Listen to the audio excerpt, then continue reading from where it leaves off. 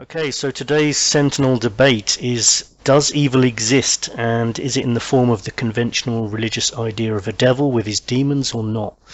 We're going to be just brainstorming basically and perhaps opening the debate rather than finishing it or concluding it, and people can leave their own thoughts in the chat room or use our voicemail service, which I'm trying to promote at the moment. I'll give you further details about that at the end, but basically you can find it on the Truth Sentinel channel, YouTube channel. So, for some people, these demons and the devil might be referred to under different names, like the jinn, for example. And some people even think they could have a connection to what people call aliens as well, but that's another topic. So just a reminder, the main title is, does evil exist, and is it in the form of a devil with his demons or not? I mean, some names for the devil would be Diablos or Lucifer. Oh, that's open to question. Beelzebub, Satan, often depicted with horns. Anthony, does the devil exist? Hello, Scott. How are you? Oh, yeah, good, thanks. Not bad. I understand that you're feeling a bit under the weather, though. Yeah, I am a little bit. It's a occupational hazard of teaching. One student gets sick, they pass it around to other students, and eventually the teachers get sick. So much like the Ebola virus. Much like the Ebola virus, but yeah, hopefully a little bit more benign. Good. So about the devil, yeah. No, look, my own view is that the devil and demons are metaphors for our own wrongdoings, I guess you could say, for the urges that people sometimes have to do things which we know are going to hurt others. I think that on a psychological level, you could say, if you start talking about the existence of the devil, you're attempting to externalize those dark urges, So in the Middle Ages, there was a lot of this, there wasn't just a person who committed a criminal act, but there was, a person who's been possessed by the devil. And if you can convince yourself that the devil has possessed either you or another person, then you or that other person can act without full responsibility, because you're a puppet, you're being controlled. Well, yeah, I mean, that's obviously a good argument, but some people would say, well, someone who's possessed by the devil isn't necessarily being controlled, because the concept of evil and the devil and evil spirits is often tied in not by someone who's being totally controlled, but someone who made the choice to get involved in something satanic or get involved with evil. They made the conscious decision to do that, and the result is this perhaps possession. Yeah, I think there certainly are cases like that. There are areas of occult ritual practice which deliberately court what you might call demonic forces, but even those people are not using the word as literally as you might think. They're certainly not expecting a guy with horns to come up and inspire them to molest children. It's just not. That's not what those people are generally about. Obviously, there are exceptions, but. Well, when we say the devil, of course, and possession, we don't necessarily mean that the devil it's that single entity that could be possessing everyone. We'd be talking about the devil and his demons, his little helpers, much like Santa has his helpers, his little elves, Satan's little helpers, yeah. Yeah, I think so. I mean, these demons are an even grayer area, I think. I mean, if you, for example, take the Shinto faith in Japan. Yeah, so followers of Shinto believe in what they call the kami. Yeah, and on occasion that word has been translated into English as demon or devil, but of course kami are things like nature spirits, ancestral spirits, and so on. So these concepts get very fuzzy, and they don't equate across cultures or within cultures either. But look, in terms of the big guy with horns, I think I think he's been a very useful construct, shall we say, throughout history. There's, as I said, the ability to escape responsibility. There's also the devil, I think, has also been used, just like God has been used, to explain things that we don't understand. So So there was a time, for example, when reading glasses were considered to be a bit suspect because, you know, they smacked of magic, which of course is connected to the devil. But obviously eyeglasses aren't magic. You know, once we understand how they work, you just need Carl Zeiss, the founder of modern optometry, to sell you a good machine to make you a pair of lenses. No devil required. And that's... Damn, I actually did think it was magic. And that's how you know, history has gone in terms of our understanding of the natural world has increased, and our need for supernatural entities has decreased at the same time.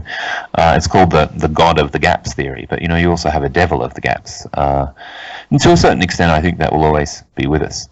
But you know, it's while that kind of thing it isn't evoked so often nowadays as a way of, you know, explaining everyday stuff that we see around us, I think one thing we don't understand very well is the human mind and the motivations that people have for doing things.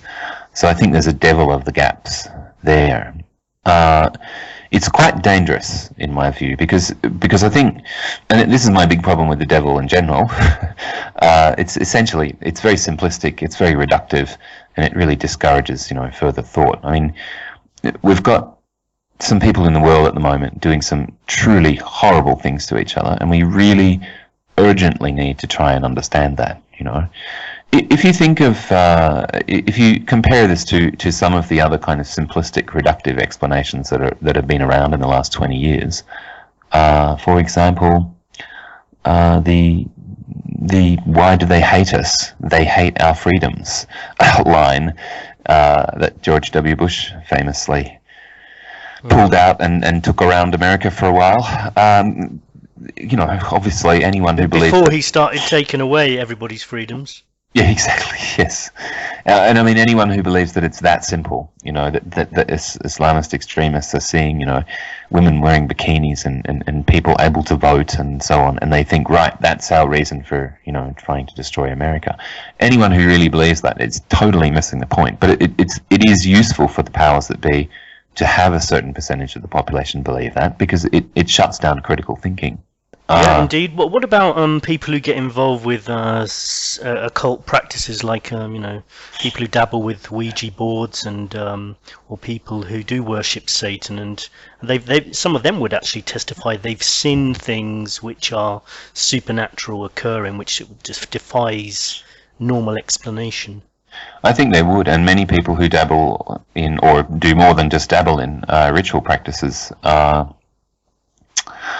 would say that they've experienced deep trance, that they've accessed, you know, other planes of existence. There, in many cases, I would say they would tell you that that entities have been involved. Yeah, I don't think that just because these people say that they contact spirit entities, I don't think that means we should necessarily accept that at face value.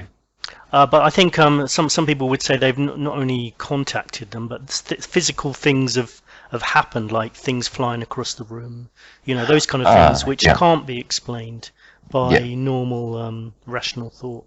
I agree, but I think we're entering a slightly different area there of spiritualism, which is, you know, really more about the souls of dead people than about the devil, so called. Well, no, some people would say these are, you know, they're talking to demonic powers as well. Some people might say these are people from the afterlife, but then in some ways that is connected in a way, because if you believe that there is a spirit world, it's not such a leap to believe there could be an evil spirit world.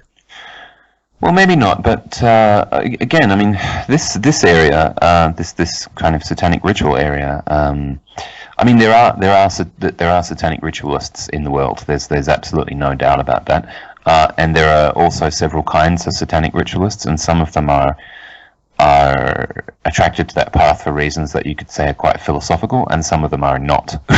They really do want to get in touch with the guy with the big horns and, you know, like, get some evil powers off him, usually so they can, you know, use those evil powers on their schoolmates. But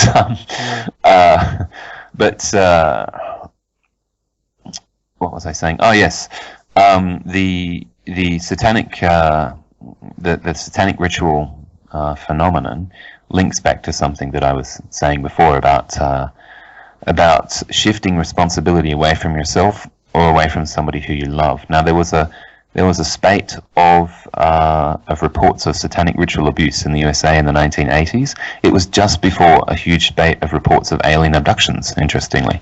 But there was it was a phenomenon. This satanic ritual abuse phenomenon is how people described it.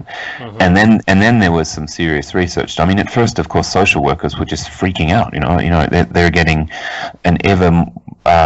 they're ever more commonly hearing about like little girls saying that the devil kind of possessed them or whatever. Mm. And but when some serious research was done, it was found that media exposure was often the cause, and in actual fact, what was really happening in these cases was these were very tragic cases. I mean, of real sexual abuse and real rape, but the satanic ritual part of it was in not 100% of cases, but a very, very high number of cases.